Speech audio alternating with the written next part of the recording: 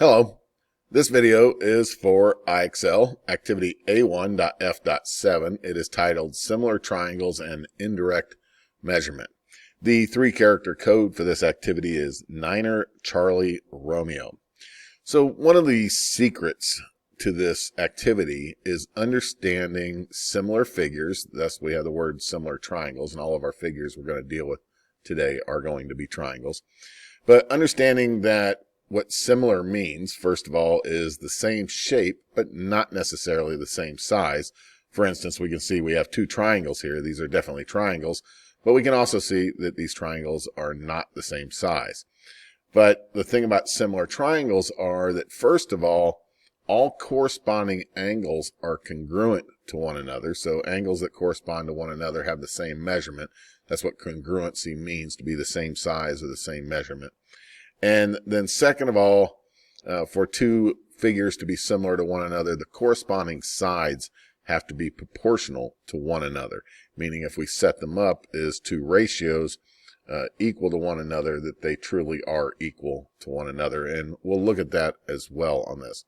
So if you have corresponding angles that are congruent and the corresponding sides are proportionate, then we indeed have two similar figures. So on this one here, we see the question is find the value of y. Well, the first question is, do we have corresponding angle measurements? Well, we have a double arc angle here at I, and I have a double arc angle down here at G. And then I also have two single arc angles, both of them at K and J. And then notice that point J is also the point for the angle for this other one here. These are vertical angles. Vertical angles are congruent to one another. This is part of a algebra course, not really geometry, so we will talk about some elements of geometry. And whenever two lines cross, the angles like catty corner across from each other are known as vertical angles, and vertical angles are indeed congruent to one another. So if this one is single arc, then this has to be a single arc. And we have a single arc here and a single arc here, so basically J is going to correspond with J, and K is going to correspond with H. Now, we might be able to also see that, and if you're good with geometry, you're like, oh, okay, this is an isosceles triangle. And how do we know that? Well, we have two base angles, two single arc base angles, so if the angles are congruent, these are base angles, then we know that we have an isosceles triangle with two equal sides, such as 5 and 5. Well, if we look at this other one, if we were to flip this around, and I've kind of prepared that for this lesson, and I've got that here. I'm going to go ahead and enlarge this a little bit. Pull this up. No, I'm trying to grab it. Let's bring it down. Come on, be nice to me. There we go. And I also want to enlarge it. And it's supposed to enlarge. I had it set up whenever I started. There we go. And now it's going to, okay, this is not going well for me. There we go. Maybe I'll be able to get it that way. And now it's going to be behind. So let me try to fix that. And get that. No. I want it. Come on. That's behind. Get up there. Up. Okay. Oh, I had this squared away. Let's see. If I flip this upside down, let's see if I can do this. Let's send that to the back. Let's send that one to the back. And now will this one go over the top of that one? Yeah, I think I got it there. So now if I size it down, it's really taking much longer than I thought. There we go. And I probably need to make it a little taller. It looks like it did it. I got unstretched it a little bit. So there, after all that, outstanding. We got it flipped around. So you can now see how these two triangles both have base angles of single arcs. We have single arc and single arc and single arc and single arc. And if we know that this makes an isosceles triangle having two congruent sides, and again, now I need to try to move that a little bit so I can see the 5 over there. So if I know that the two congruent sides are 5 and 5, then I also know these two must be congruent.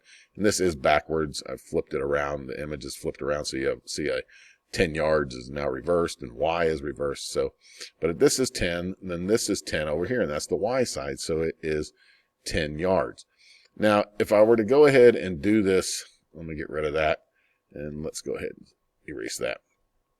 So if I actually did this by corresponding sides, I would see that I have, let's start with K and go around with K, I, and J. So let's say triangle K, I, J. And you have to use capital letters with geometry because lowercase letters usually represent variables. Uppercase letters, we want to go ahead and have them represent points within geometry. So uppercase and lowercase actually mean different things in math.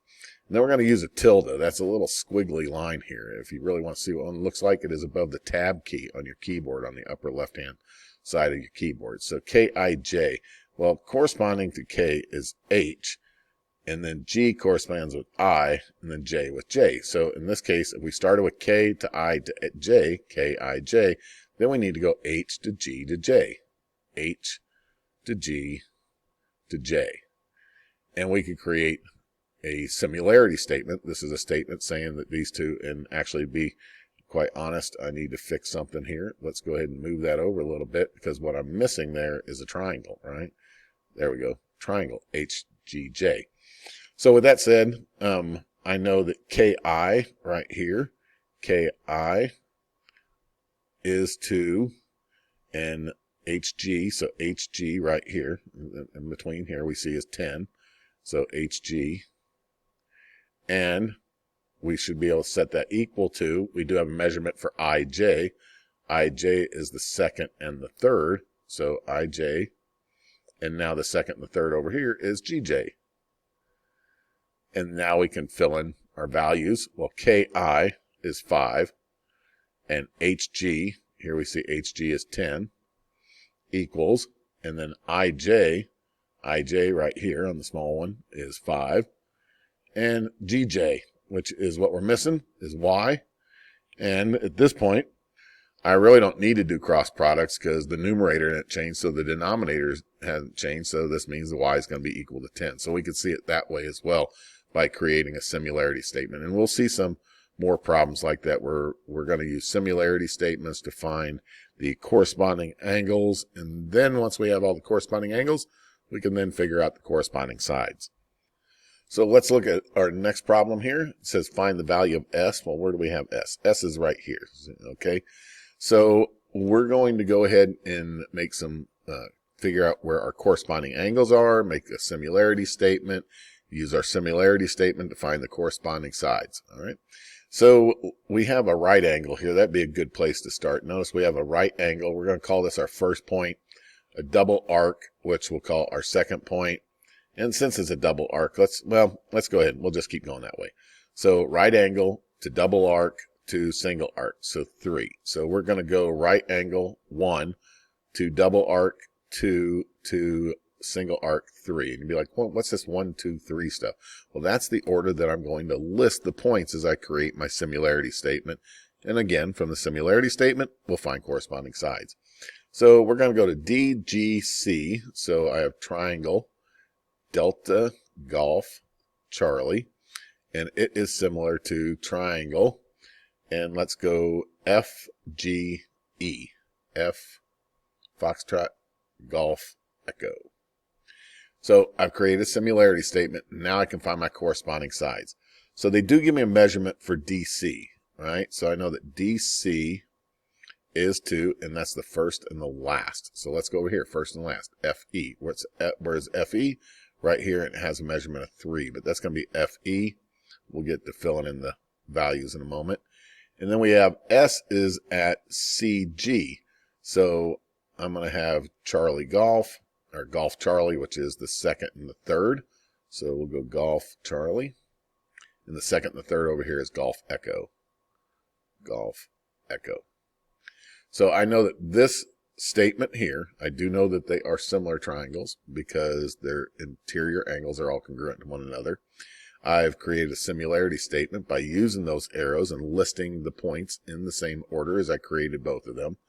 Also, notice that I am comparing the first one to the second one, such as Delta Charlie came from the triangle on the left in my similarity statement, and Foxtrot Echo are the corresponding parts in the second one. So both my numerators come from the first triangle, and both my denominators come from the second triangle. So make sure you get those set up properly. So let's go ahead and fill in our values. Delta Charlie has a value of 6.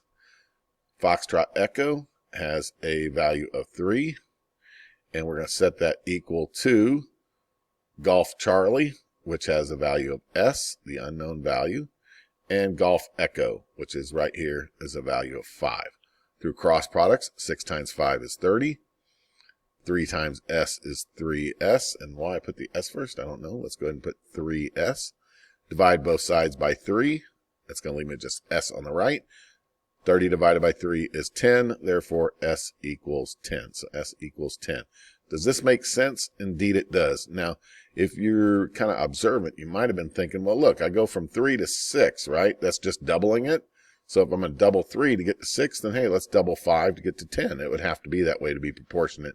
So you probably could have skipped all this, but I do want to make sure that for some of the more difficult ones that it may not be so obvious, that we're creating similarity statements. Good idea to understand corresponding points, to find corresponding sides, how to set up our proportion, and then how through proportions to go ahead and solve for that. On the next one, in the diagram below, they tell us that these two are congruent to one another. So triangle Oscar November Mike is similar to triangle Oscar Lima Kilo. Find the value of J. So right here it's J. Some of you might be wondering, why aren't you saying Juliet? But for some reason, whenever I do geometry, I prior service plus I fiddle around with aviation a little bit. So I kind of like the phonetic alphabet, and my dyslexia kind of helps my dyslexic brain from mixing the letters up if I use the phonetic alphabet. So if you're wondering why do I do that, that is why.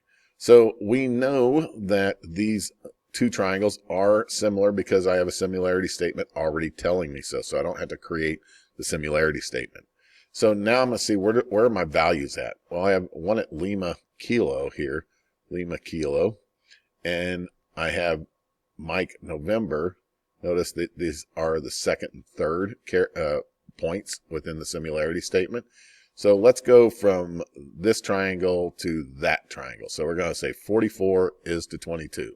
So 44 is to 22 as, and does Lima Oscar correspond with Oscar November? Well, Oscar November is the first two points, and Oscar Lima are the first two over here. So they do match up. So Lima Oscar corresponds to Oscar November.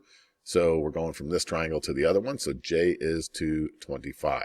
So J is to 25. So now we need to do cross products. So we're going to go ahead and multiply 44 times 25. And yes, I am going to use a calculator for that. And that's going to give me a product of 1,110. And then set that equal to 22 times J is 22J. Now let's divide both sides by 22. That's going to leave me with J by itself, isolated on the right. And 1,100 divided by 22 comes up to be 50. So 50. So in this case, J equals 50. Does this answer seem reasonable? Well, 22 and 25 aren't too far apart, right? They're just a difference of 3. And 50 and 44 is just a difference of, 6. So the answer seems reasonable. So J equals 50 in this case. On the next one, find the value of B. B sits over here. Now, if you're like, okay, B corresponds with 9 and 20 corresponds with 15. Indeed, you would be right. Notice that B, over here, the value of B is between the right angle and the single arc. Between right angle and single arc is where 9's at. So KL corresponds to IJ, or Kilo Lima corresponds with India Juliet. So B is to 9, and you're going to realize I always work left to right for some reason. So this triangle to that triangle. So B is to 9 as 20 is to 15. 20 is to 15. And would this be correct? Does Lima Mike correspond with Mike Juliet? Well, single arc, double arc, single arc, double arc. So the values are between those measurements, so we know that those two sides indeed correspond. 15 times B is going to be 15B, and 20 times 9 is going to be 180. And then we're going to divide both sides by 15. 180 divided by 15 and I should know that in my head, that we got 12, is indeed 12. So B equals 12. On the next one, word problem. So this is the classical problem that you see in so many textbooks. The flagpole's this tall, the man's this tall, the shadow's this long, how the shadow for the man's that long, how long is the flag, or how tall is the flagpole? It seems the flagpole question is like the number one indirect measurement question. It seems to be in all textbooks. And we call it indirect measurement because maybe the flagpole or the tree or the side of the building is too difficult to actually get out a ruler or a measuring tape or something like that and actually measure it. And yes, I know you got on your cell phone, you got that app where you just point it at one, point at the other, it gives you the measurement. Sometimes those are pretty close, but not always accurate. All right, so how do we do this? Well, many times it's a good idea to draw a picture. And we're going to go ahead and I want to undo that one there. I'm going to try to get a straight line. So try to keep straight lines here. There we go. And I know that I'm going to end up with these triangle type situations, okay? And in this case, we get a couple of them there. And then let's change the color to show the what's called the hypotenuse of the triangle, the side opposite the right angle. The right angle is over here, and the opposite side's over here. So this is the hypotenuse. Again, right angle here, hypotenuse is here. So it says that a maple tree is 6 meters tall and it casts a shadow of 8 meters. If a nearby utility pole casts a shadow that's 12 meters long, what is the utility pole's height? So the shadow of the utility pole is greater than the shadow of the maple tree, so the utility pole must be taller. So here we'll put this as the pole, and the other one is a tree, right? And we'll call this one the tree. So let's go ahead and start filling in some values. So they're saying that the maple tree is 6 meters tall. So this side would be 6. And its shadow is 8 meters long. 8 meters long. Now, in this one here, I guess I didn't draw the base of the triangle long enough because the shadow is actually taller than the tree. It's probably in the evening, early morning, something like that. But let's just put it in place so we're not going to worry about the relationship of the two sides, whether they visually look exact. It's just what's important is the positioning of the numbers, the height and the shadow, right? And then the utility pole casts a shadow that's 12 meters long. So we have this as 12. And what is the utility pole's height? This is what we don't know, is X. Again, I always like to start on the left and work to the right. So I'm going to say that X is to 6 as 12 is to 8, or the height of the pole is to the height of the tree. X is to 6 as the shadow of the pole is to the shadow of the tree. As the shadow of the pole, which is 12, is to the shadow of the tree, which is 8. Cross products, solve a proportion. 8 times X is 8X. And 6 times 12 is, what is that? 72, right?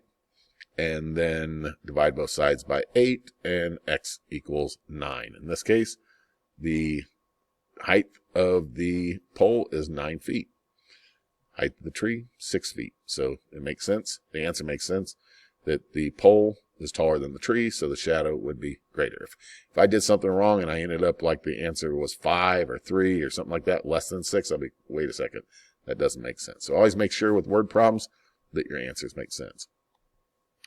All right, a shadow 15 feet long is cast by a bus stop sign that's 8 feet tall. So this time we'll go ahead and read, then write, right? So we have the shadow is actually longer in this case. So we're going to say that the bus stop, or the sign, here, this is our sign, and it is 8 feet tall, and it casts a shadow that is 15 feet long. And then we're comparing that to a lemon tree close by that casts a shadow of 30 feet. So actually the lemon tree is going to have a longer one. So 15, so that must be about like maybe 30 there.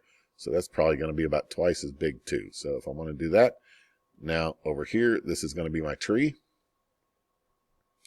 And let's fill in the information here. Tree close by casts a shadow of 30 feet. So the shadow is 30. How tall is the lemon tree? So 8 is to X.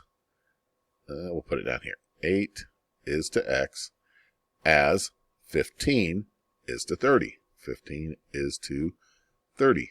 So 8 times 30 is going to be what, 240? and set that equal to 15 times x, 15 times x, and then we're going to divide both sides by 15. So 240 divided by 15 is going to give me 16. So divide 240 by 15, I would get 16. And then over here, the 15s will cancel each other, leave me just x. And so in this case, the height of the tree is 16 feet. Now again, you probably could have, if you're kind of like really good with math, you might have noticed right away, well, wait a second, the shadow of the tree is twice as long as the shadow of the sign, so the height of the tree must be twice as tall as the height of the sign. And indeed, you could, okay, 15, double it to 30, so 8 would double to 16. On some of these, you'll want to go ahead and set up a proportion. On other ones, real quick, they might be a little obvious. So a stone tower that is 12 meters tall casts a shadow of 16. So we're going to go 12, and over here we'll go 16. That's about the same, a little bit longer. So put in our 12 and our 16. Always good to label our pictures so we know which is which. So this is the tower. And then over here, we're going to have another one. Nearby, an outdoor sculpture casts a shadow that's 12 meters long, so not quite as long as the other one. About like that, then maybe not quite as tall either, right? Piece that together there. Good. And the shadow is 12 meters. And this is a sculpture. S-C-U-L-P-T-U-R-E.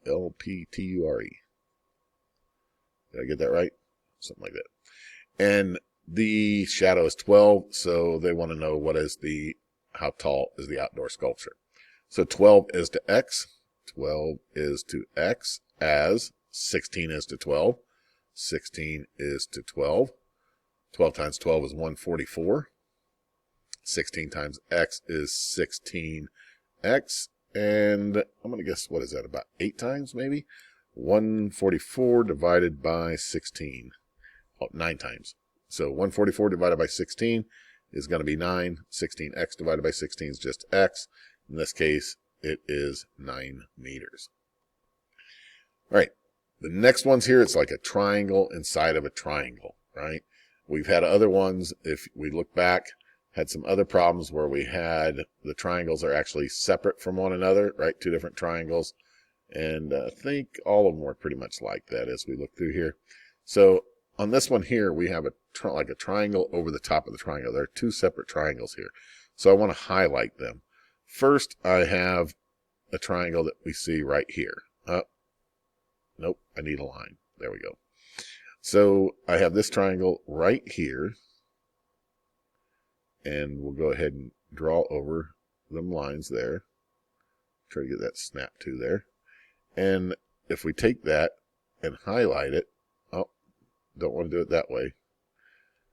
How can I? Let's move that over here. Then maybe we could grab this here. No, let me put that way over there. Now grab this here and move that over here. There we go. Now let's bring that back. And so I have a small triangle. And then if I go ahead and I grab the other triangle, and some of you are probably able to see this, no problem. Yep, I see the 2 triangles. I've had some students that like the overlay is really confusing, so I want to highlight the 2 of them separately. Now if I move this over here off to the side again and grab this triangle and undo, no, grab, there we go.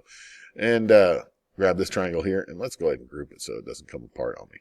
And let's kind of put that over right there. That'd be good. And then let's bring our problem back there. All right, there we go.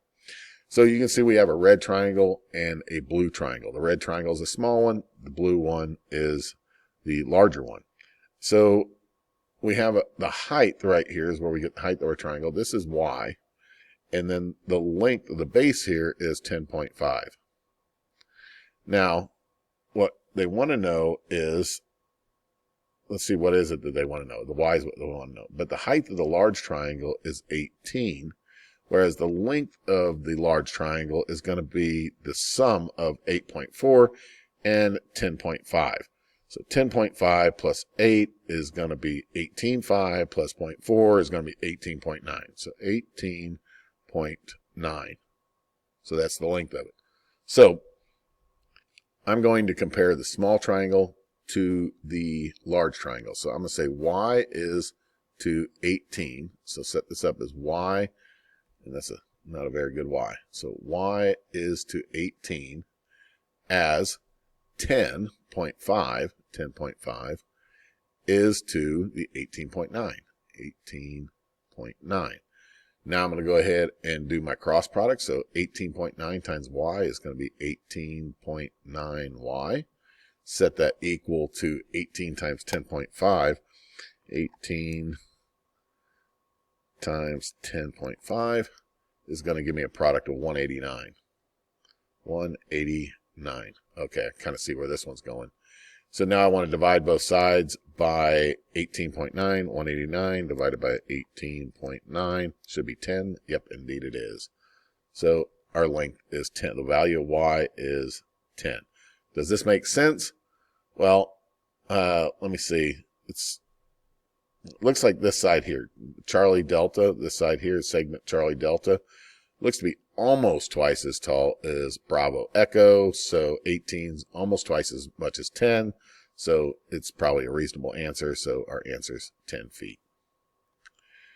On this one here, as we look at that, let's go ahead and go with the two triangles. Shouldn't have to separate them. Hopefully you can see them now. The height of the, let's go large triangle. We're going to go large triangle to small triangle. So the height of the large triangle is M, and the height of the small triangle is 11. And then the length of the base of the large triangle is 14.4. We're going to add to that 9.6, and we're going to have 0, carry the 1, 14, carry the 1, 24, right? Looks like 24. So 24, double check my math. Yep, 15, 14 to 15, 9, 24. Yep. And then the length of the small one is just the 9.6. So 9.6. Let's go ahead and do our cross products. We're going to have M times 9.6. So that's going to be 9.6 M. We're going to set that equal to 24 times 11. And that's going to give us a product of 264. And then from there, we're going to divide both sides by 9.6 to isolate this M. And 264 divided by 9.6 will give us a quotient of 27.5. So in this case, the height here equals 27.5. 27.5. Does our answer make sense? Well, you look at this here, it's about right there, and maybe another length of there. So it's like a little over 2.5 times the height. So that were 11, that would be 22, and a little bit more would get us to 27.5. So the answer seems to make sense. Final question is another one of those shadow questions. And so let's go ahead and work through that. A crane that is 450 feet tall cast a 280-foot shadow. So it's roughly about half, right? Maybe. So we'll just make that about half as long. And in this case, our crane, this is our crane. And the crane is 450 feet tall, and its shadow is 280 feet long. Now, on the other one, nearby windmill cast a shadow 168, so not quite as long as that one, so it's going to be a shorter shadow. And that means that this isn't going to be quite as tall, so we'll go back right there, and this is going to be the windmill. Windmill. Now, the windmill cast a shadow 168. So we have 168 here for the shadow. How tall is the windmill? This is what we want to know. So 450 times, no, not times. I thought I was doing my proportion already. I'm setting up my proportion. 450 is to X. 450 is to X as 280 is to 168. 280 is to 168. So let's go ahead and use cross products. 450 times 168 is 450 by 168 is going to be 75,600. 75,600. Set that equal to X times 280, which is going to be 280X. Now let's divide both sides by 280 to isolate that X. Divide that by 280. And it's going to give me an answer of 270. So this is 270. Does my answer seem to make sense? Indeed it does. 270.